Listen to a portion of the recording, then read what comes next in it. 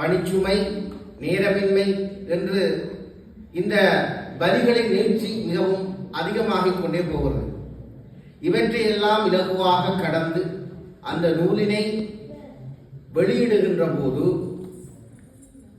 இது இப்பொழுது அவசியம்தானா என்று எங்களுடைய சமூகத்திலே ஒரு சில பேர் எழுப்புகின்ற கேள்வி இதுவரை கடந்து வந்த அந்த வலியையும் விட வேதனை மிக்க ஒன்றாக இருக்கிறது.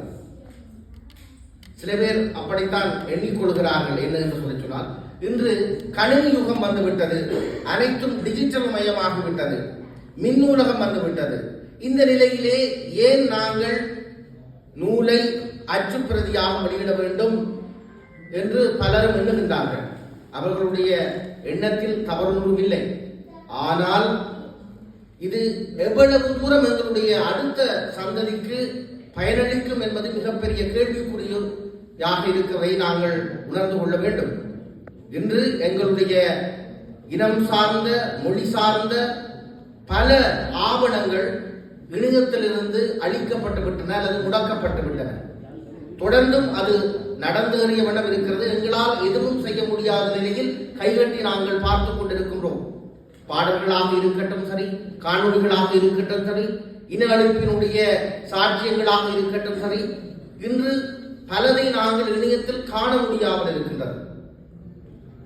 நாங்கள் எங்களுடைய இவ்வாறான வரி சுமந்த அல்லது எழுச்சி சம்பந்தப்பட்ட விடயங்களை அல்லது மொழி சம்பந்தப்பட்ட விடயங்களை நாங்கள் கணினிமயப்படுத்துகின்ற போது இவை எதிர்காலத்திற்கு எவ்வளவு தூரம் பயணிக்கும் என்பது எங்களுக்கு தெரியாது.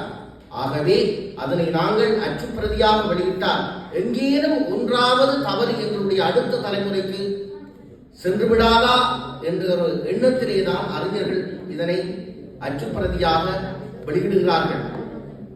அதனுடைய தாற்பயத்தையும் அதனுடைய பயனையும் நாங்கள் உணர்ந்து கொள்ள வேண்டும். இன்று தாயகத்திலே எங்களுடைய தேசிய தலைவருடைய கட்டமைப்பு இருந்த காலத்திலே உருவாக்கப்பட்ட பல நூல்கள் ஏதாவது மிஞ்சி எங்களுக்கு கிடைக்கிறது என்று சொன்னால் அது அச்சுப்பிரதியாக்கப்பட்டதன் பயன்பாட்டினால்தான் கிடைக்கிறது. இல்லாவிட்டால் அவற்றினை நாங்கள் இப்பொழுது பார்க்க முடியாது.